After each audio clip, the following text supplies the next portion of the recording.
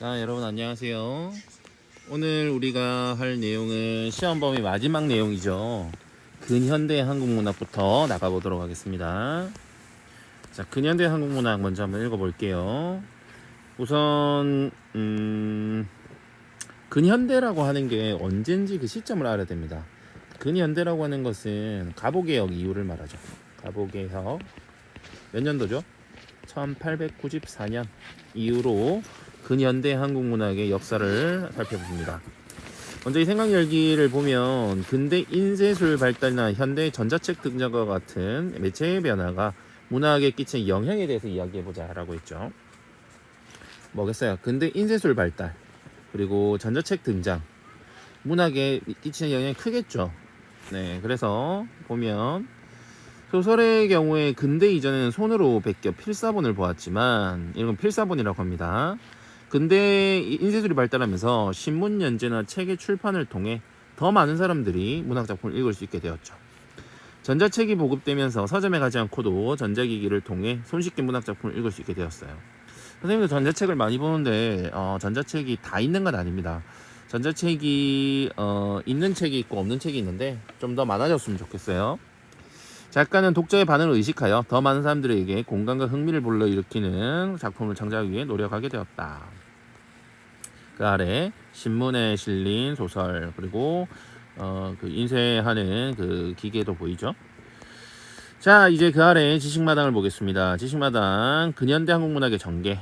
한국 근대문학은 가보개혁 이후부터 시작되어 일제강점기를 거치면서 형성되었다. 이 시기 한국문학은 이전의 문학과 연관을 맺으면서도 새롭게 유입되는 서구의 사상이나 근대 문해 사조의 영향을 받으며 전개되었다. 여기에 19세기 말에 도입된 근대 인쇄 기술은 문학작품의 보급, 유통에 커다란 변화를 가져왔다. 어떻게? 도서 출판이 쉬워지고 각종 신문, 잡지에 출연하면서 새로운 문학작품이 발표되고 유통될 수 있는 통로가 마련되었다라는 거죠. 해방 이후 한국문학의 전통을 개성하면서도 한국 전쟁의 산업화, 민주주의 구현과 같은 시대의 당면 과제를 그려내고 이에 대한 해결책을 모색하기 위해 다양한 노력을 기울이며 발전해왔습니다. 여기 보면 표가 있는데요. 시하고 산문으로 나누고 개하기 그리고 10년대, 20년대, 30년대, 40년대 이렇게 구분을 했습니다. 여기부터 이제 일제강점기라고 볼 수 있는데 일제강점기가 20년대, 30년대, 40년대 이렇게 차이가 있어요. 어떤 차이가 있냐면은 1919년 이렇게 이제 일제강점기 시작되죠. 거의 20년대부터 이렇게 시작되죠.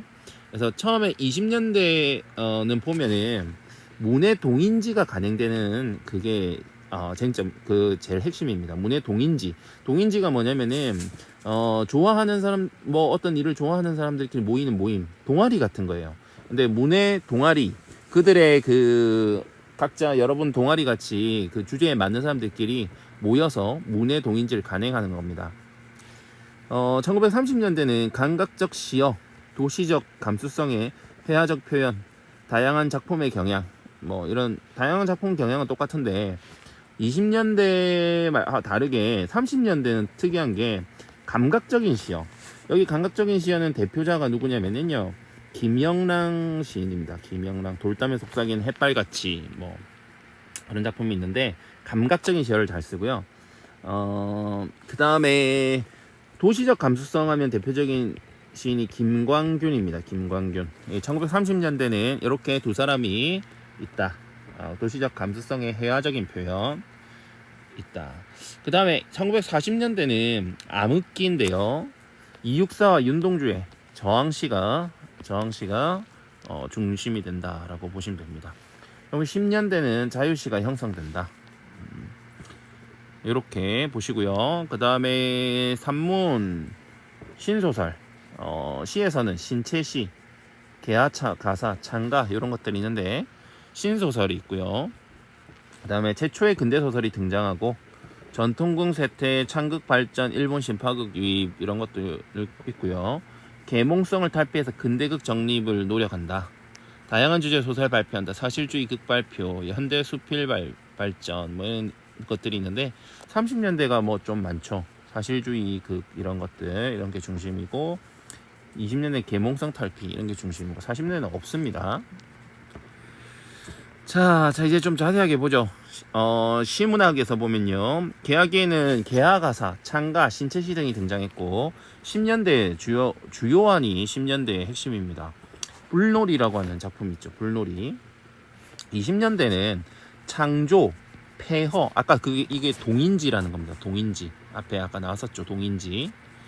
다양한 문예 동인지들의 활발이 가진되어 문화단의 저변을 확대한 시기이다. 이 시기에 주목할 시로는 김소월의 진달래꽃과 한용운의 님의 침묵, 이상화의 빼앗긴 대로 보는가 등이 있다. 왔어. 아이 그만해야겠다. 자 다시 이어가 보겠습니다. 자 1920년대 여기 작품들, 김소월의 진달래꽃, 한용운의 님의 침묵, 이상화의 빼앗긴 대로 보는가, 이렇게 작가와 제목 이렇게 연결해서 암기해 두세요. 그 다음에 1930년대가 좀 주목할 만한 문학사에서 중요한 시기가 됩니다. 다양한 방향으로 한국 문학이 발달했다고 했는데요.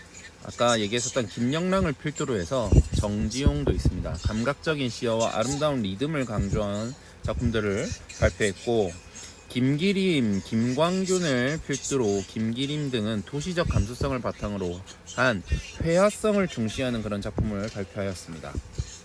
서정주, 유치환, 백석, 이용학 등도 주목을 받았습니다. 1940년대는요 저항시의 시기입니다. 그래서 민족말살 정책으로 우리 문학의 암흑기라고 할 수 있는데, 이육사와 윤동주의 저항시라고 합니다. 아까 나왔었죠. 저항시가 이 시기가 되겠습니다. 그 다음에 이제 산문문학은요, 개화기의 신소설이 고전소설의 기반 위에 구스타파와 개화사상, 예찬 등의 주제를 다루면서 등장했고, 1910년대에는 이광수가 1910년대에는 주가 됩니다. 매일신보에 우리나라 최초의 근대사, 항상 뭐 최초에 나오면은 외워둬야 되죠. 무정입니다. 무정. 이광수의 무정이 연재됐고요. 극문학의 경우 이제 극에 쇠퇴했고요. 창극이 발전했고 일본의 신파극이 유입되었다고 합니다. 1920년대 와서는요, 소설의 이전의 계몽성에서 벗어난 김동인의 감자, 염상섭의 만세전, 현진건의 운수 좋은 날 등의 다양한 소설 등이 등장하였습니다. 극문학에서는 극예술협회와 토월회 등의 중심으로 개화기의 신파극을 극복하고 근대극의 정립하려는 노력이 전개되었습니다.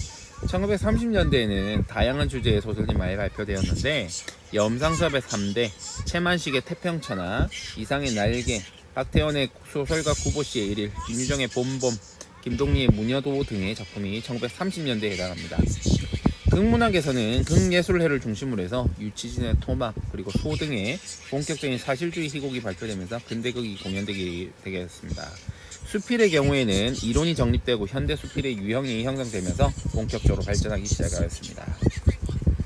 자, 그 다음에 이제 해방 이후의 한국 문학의 특징을 보겠습니다. 해방 이후에는 신문학에 있어서는, 해방 이후는 우리나라는 격동의 시기를 보낸다. 한국전쟁과 급격한 산업화, 민주화 과정 등을 겪으면서 현대 시단에는 기존의 전통적 서정시와 함께 현실 참여적이거나 문명 비판적인 성격을 보이는 그런 작품들도 꾸준히 발표되고 있다. 이게 특징이고요. 그 다음에 산문문학에 있어서는 현대소설 역시 전쟁과 산업화, 민주화의 체험을 바탕으로 상처를 치유하거나 현실에 대한 문제의식을 담은 작품, 도회적인 문명사에 소외된 인물들을 다룬 작품들이 많이 창작되었습니다. 이후에도 개성적인 목소리를 지닌 소설들이 다수 발표되었는데요.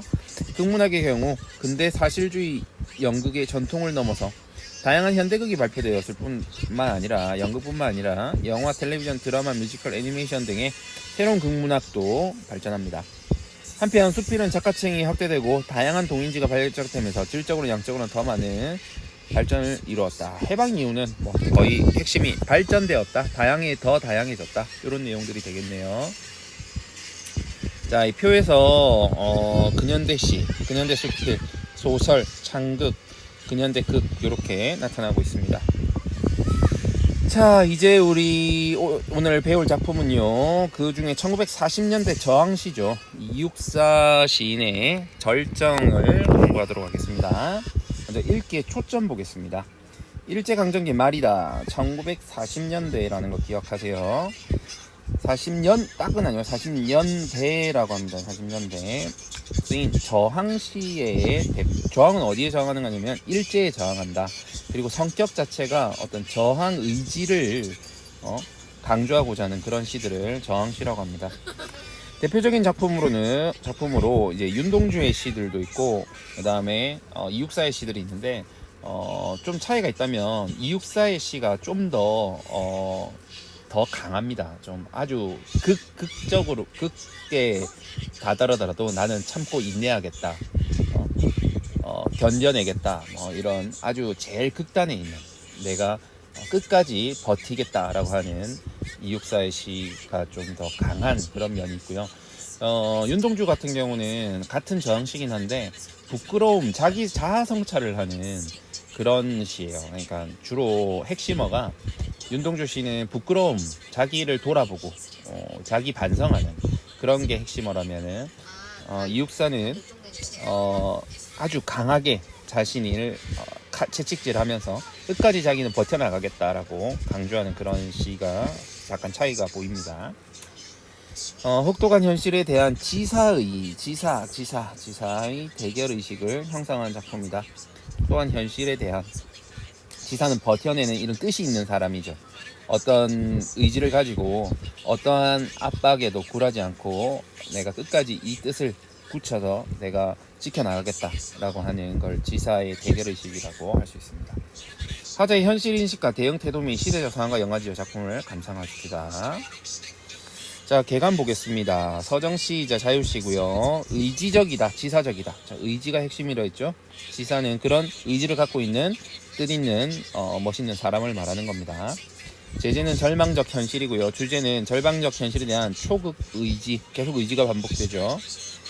기승전결입니다. 우리 여러 번 했죠. 기승전결. 한 시의 기본 구조, 4단 구성 방식을 취합니다. 상징성이 강한 시어로 화자의 정서와 태도를 드러내고 있습니다. 역설적 표현을 통해 주제를 강조하고 있습니다. 역설적 표현이 나타나고 있다는 거, 현재형 시제를 활용하여 긴장감을 높이고 있다는 것도 확인해야 됩니다. 제겨 디디다라는 단어가 나오는데요. 발끝이나 발 뒤꿈치만으로 땅을 디디다. 제겨 디디다가 표준어네요. 네, 디디다라는 뜻입니다. 이육사 다시 한번 보죠. 1904년에 태어나서 1944년에 죽은 사람이고요. 이 이육사는 아마 처음 들어보는 학생들도 있을 텐데 이 감옥에 갇혀 있을 때 수감 번호가 264번이었다고 합니다. 우리 요새 그 오징어 게임에 뭐 456번 이런 것처럼 264번을 이름으로 한 거죠. 원래 본명은 원록이에요. 이원록이라는 이름을 가지고 있고요. 상징적이면서도 서정적인 풍부한 시풍으로 일제강점기 민족의 비극과 저항 의지를 노래한 그런 시인입니다. 이 작품 외에도 되게 유명한 작품들 많죠. 여러분 좋아하는 넥스트 레벨 강야, 여기서 나온 거예요. 강야, 절정, 꽃 이런 작품들이 있습니다. 아까 우리 동인지 배웠었죠. 이 문장도 동인지입니다. 1940년대 문장지에 발표된 그런 시입니다. 제목은 절정이 되겠습니다. 절정. 우리 소설의 구성 단계에서 절정, 뭐 어떤 단계, 갈등이 최고조에 이르는 그런 단계죠. 절정. 자, 그런 절정 최고조에 이른 그걸 표현하는 겁니다. 전체 1, 2, 4 각 사연으로 돼 있죠. 기승전결, 아까 봤죠? 기승전결 이렇게 구성되어 있고요. 봅시다. 매운 계절의 채찍에 갈겨 가혹한 탄압을 비유하고 있겠죠. 일제강점기의 현실을 말합니다. 매운 계절에 채찍에 갈겨. 우리 봄, 여름, 가을, 겨울 중에 매운 계절이라고 한다면 물론 여름도 매볼 수 있지만 가장 혹독한 힘든 시기는 겨울이기 되겠죠. 그래서 이 배경도 겨울인 거예요. 배경 그림도. 일제강점기의 현실이 이 추운 겨울같이 이 채찍에 내가 갈겨서 마침내 북방으로, 극한 공간이죠. 추운데 더 추운 이 북쪽으로 내가 휩쓸려 왔다라는 겁니다. 하늘도 그만 지쳐 끝난 고원은 이제 높은 공간을 말하죠. 그러니까 북방은 위로, 그러니까 옆으로 평평한 수평적인 극한 공간이라면, 고원은 윗고자는 위로 올라가잖아요. 그러니까 수직적인 극한 공간이라고 볼 수 있는 거예요. 하늘도 지칠 정도로 그만 올라가다가 탁 지쳐서 그만둔 그 고원에 서리빨 칼날을 진 서리빨 이 칼날이 아주 날카롭다는 겁니다. 그 서리빨 칼날 진 그 위에 화자가 섰다는 겁니다. 자, 이 뭘 말하겠어요? 비정한 상황을 말하는 거죠. 비정한 상황, 극한 상황을 형성하는데, 북방에서 수평에서 수직 고원에서 결국 서리빨 칼날진 그 위로 점층적으로, 왜 이게 점층이에요? 북방 넓은데 고원, 그 중에서도 가운데 고원 딱 높이 올라가서 그 위에서도 칼날 위에 아주 점점 좁아졌죠. 그래서 이 점층적으로 시상이 전개되고 있는 겁니다. 되겠죠? 시련과 고통이 심화된 겁니다. 어느 곳에 무릎을 꿇어야 하나? 물음표죠. 어디에 내가 무릎을 꿇어야 하나? 무엇에 의지해서 내가 의지해야 하나? 안식을 얻을 수 있을까?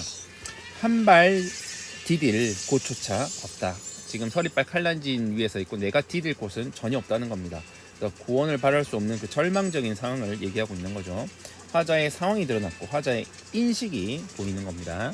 시련과 고통을 견뎌내고자 하지만 기댈 수 없는 이 극한 상황을 인식하고 있는 겁니다. 이러면 어조의 전환이 나타나죠. 내가 지금 이렇게 쫓겨와서 드디어 내가 이 발 한 발 나아갈 그런 공간조차 없다라는 걸 인식을 하고, 이렇기 때문에 내가 눈 감아 생각해 볼 밖에 초연한 태도를 보이죠. 내가 지금 어떻게 하겠다? 이게 내가 지금 이 상황에서 더 물러날 곳이 없는데 어떻게 하겠다? 버텨나가겠다는 거죠. 끝까지 버텨나가겠다. 내가 뭐 돌아와서 후회하거나 이런 정서가 있는 건 전혀 아닙니다. 내가 이 육사는 끝까지 내가 어떤 상황에서도 내가 어떤 어려움이 있더라도 내가 버텨나가겠다. 내가 견뎌나가겠다. 이런 거죠. 눈 감아 내가 생각을 하는데 초연하게 이 어려움도 내가 어떤 어려움 속에서라도 내가 견뎌나가겠다라는 겁니다. 겨울은 매운 계절이죠. 겨울은 강철로 된 무지개인가 보다. 이게 유명한 역설적 표현입니다. 왜냐면 무지개는 좋은 거죠. 좋은 거. 긍정 플러스라고 할게요. 강철은 무거운 마이너스라는 거예요. 마이너스가 플러스를 수식하는 거. 모순형용이죠. 여기서 말하는 것처럼 얘기하자면 대립적인 시열을 병치했다는 겁니다. 여기는 마이너스고 여기는 플러스인데 이거를 병치해서 수식이 안 되는데 수식하기 어색하다는 거죠. 안 좋은 의미의 수식어를 통해서 피수식어가 좋은 의미라면 이게 어울리지 않죠. 그래서 이걸 모순형용 역설적 표현이라고 합니다. 역설적 표현. 모순형도 역설적 표현의 한 종류거든요. 그래서 무지개인가 보다 비극적 상황의 인식과 결국 이걸 버텨나가겠다. 이 어떤 고통도 뭐 팔다리가 다 잘려나가더라도 나는 버텨나가겠다. 이 극복한다. 넘어선다. 초극의 의지를 보여주는 그런 시라고 할 수 있겠습니다. 그러니까 시제가 다 어떤가요? 시제가 전부 다 현재형 시제죠. 이걸 통해서 긴장감을 높이고 있다라고 합니다. 뭐 상징력이 강한 시 어떤 게 있어요? 뭐 북방, 매운 계절, 고원, 칼날 뭐 이런 거 있죠. 겨울, 뭐 무지개, 뭐 강철 이런 거 다 상징적인 그런 시어라고 할 수 있겠습니다. 학습 활동 가보겠습니다. 주어진 시어를 중심으로 절정의 내용을 이해해 봅시다. 1, 2연의 다음 시어들에서 느껴지는 심상을 중심으로 화자가 처한 상황을 짐작해 봅시다. 매운 계절의 채찍, 가혹함, 고통, 시련이겠죠. 북방고원, 북쪽의 끝, 높은 곳, 더 이상 갈 곳 없는 한계상을 말합니다. 서리빨 칼날진 그 위, 서리빨 칼날진 칼날처럼 날카로운 위에 더 이상 설 곳이 없는 아주 극한의 상황을 말하는 거죠. 물론 얘도 극한 상황이에요. 근데 여기가 더 극한 상황인 거죠. 더 극한 상황으로 가는 겁니다. 화제 사항은 외부의 가혹한 시련으로 인한 한계 상황, 극한의 절박한 상황에 놓여 있다라고 할 수 있겠습니다. 점층적 시상 전개. 옥방 수평적 1개, 수직적 1개, 서리발 칼로니 그 위, 한발 제겨 디딜 고추차 없다. 공간이 점점 축소되고 하자는 점점 왜소화된다. 절정에 이르러 결국 생존 자체를 포기해야 하는 단계에 직면한다 라고 할 수 있겠습니다. 2번, 다음은 무릎을 꿇다의 다양한 용례입니다. 예를 말하는 겁니다. 사면을 이해하는 데 도움이 될 만한 예를 골라 그 시적 의미를 파악해보고 이를 짝과 비교해 봅시다. 무릎을 꿇다, 무릎을 꿇고 사과하다. 서술어를 보세요. 무릎을 꿇고 기도하다, 무릎을 꿇고 매달리다. 상대 팀의 여기는 부사어에 무릎을 꿇다 라고 했습니다. 잠깐 비교해 보자. 어디에다 무릎을 꿇어야 하나? 누군가에게 매달리고 싶은데 매달릴 곳이 없다. 도움이 될 만한 예를 골라 그 시적 의미를 파악해보자. 절대자에게 구원을 빌 수도 없다. 또는 외부적 힘에 기대어 괴로움을 덜 수도 없다. 어디에 무릎을 꿇어야 하나? 여기 무릎을 꿇어야는 절대자에게 구원을 빌 수도 없다. 또는 외부적 힘에 기대어 괴로움을 덜 수도 없다. 또 패배를 인정하거나 굴복할 수도 없다. 이런 얘기죠. 무릎을 꿇다. 뭐 이렇게까지 하죠. 뭐 큰 내용은 없네요. 자, 2번 사연의 겨울은 강철로 된 무지개인가 보다. 요거 꼭 알아야 됩니다. 사연에서 요 별표 역설적 표현의 효과를 파악해보고 그 의미를 시대적 상황과 연관지어보자. 강철과 무지개 연상되는 심성을 떠올려보자. 이를 바탕으로 사연의 시적 의미를 파악해보자 라고 했습니다. 강철, 강하다, 비정하다, 차갑다, 단단하다, 강하다, 비정하다. 그러니까 강철의 의미는 강하다, 비정하다, 차갑다, 단단하다 이런 이미지를 갖고 있다는 거죠. 무지개는 어때요? 희망, 아름다움, 환하다, 사라지다 이런 의미를 갖고 있는데, 자, 이 어제 두 개가 이질적이죠. 이 이질적인 의미를 나열을 통해 역설적으로 표현함으로써 어떤 효과를 주느냐? 자신이 처한 절망 상황에서 오히려 희망을 갖는 강인한 현실의 극복 의지를 효과적으로 드러낸다. 현실에서 겨울의 고통은 차갑고 비정하지만, 하나씩 이제 해보는 거죠. 비정하지만 아름답고 황홀한 것으로 인식하는 역설적 인식이다. 힘든 시기는 가고 언젠가는 희망이 올 것이라는 정신적 초국 자세. 고통의 순간을 무지개로 인식한 역설적 인식이다. 화자가 자신이 처한 고통의 한계를 상황을 객관하여 보는 자기 관조라는 거는요, 자기를 좀 이렇게 멀리 한 발짝 떨어져서 자기를 객관적으로 이렇게 대상 철학적으로 한번 자기를 본다는 겁니다. 자기 상황이 어떤지. 그러니까 자기를 고통의 한계상을 객관화해서 바라본다는 거죠. 현실의 고통은 차갑고 힘들지만 이 시기는 곧 사라질 까 희망적 인식으로 볼 수 있다. 무지개를 현실의 꿈을 이어준 다리로 보아서 강철처럼 고된 현실이지만 언젠가는 이룰 꿈을 위해 건너야 할 과정으로 인식한다라는 거 할 수 있겠습니다. 자, 다음 수필에 나타난 시인의 태도를 바탕으로 이 구절의 의미를 파악해보자 라고 했습니다. 이육사의 또 다른 수필이네요. 그렇소이다. 내 길을 사랑하는 마음, 그것은 나 자신의 희생을 요구하는 노력이요. 이래서 나는 내 기백을 키우고 길러서 금강심에서 나오는 내 시를 쓸지언정 유언은 쓰지 않겠어. 그래서 쓰지 못하면 죽어 화석이 되어 내가 묻힌 척토를 향기롭게 못한다고들 누가 말하리요. 무릇 유언이라는 것을 쓴다는 것은 80을 살고도 가을을 경험하지 못한 속배들이 하는 일이요. 그래서 나는 이 가을에도 아예 유언을 쓰려고는 하지 않소. 다만 나에게는 행동의 연속만이 따를 뿐이요. 여기 말하죠. 강한 의지를 엿볼 수 있습니다. 나는 행동하겠다. 행동은 말이 아니고 나에게는 시를 생각한다는 것 또 행동이요. 그래서 시에 나의 이 정시를 담겠다. 정시다라는 거죠. 시인의 태도. 자신의 길을 사랑한다는 것은 곧 자기 희생을 스스로에게 요구하는 노력이다 라고 생각하는 육사에게서 오직 행동의 연속만 있을 뿐이므로 시를 생각하는 것도 행동의 일부이다. 그뿐 아니라 시란 그에게 금강석처럼 굳건한 그의 기백의 소산이며 유언을 대신하는 삶의 최종적인 언어다. 구절의 의미. 금강석, 아주 강한 돌이죠. 굳은 기백의 시인에게 고통스러운 시기, 일제강점기는 아무리 힘들더라도 결국은 이겨내야 할 고난이다. 시구는 어려운 현실에 절망하거나 좌절하는 것이 아니라 정신적으로 이겨내고 견뎌내려는 강인한 의지를 표현하는 것이다 라고 할 수 있겠습니다. 뭐 어려운 게 없어요. 이렇게 해서 전체 이번 1학년 2차 시험 범위를 모두 마치도록 하겠습니다. 특별한 일이 없으면 올해 유튜브는 영상은 여기까지가 되겠네요. 여러분 한 해 동안 감사했습니다. 여러분 안녕.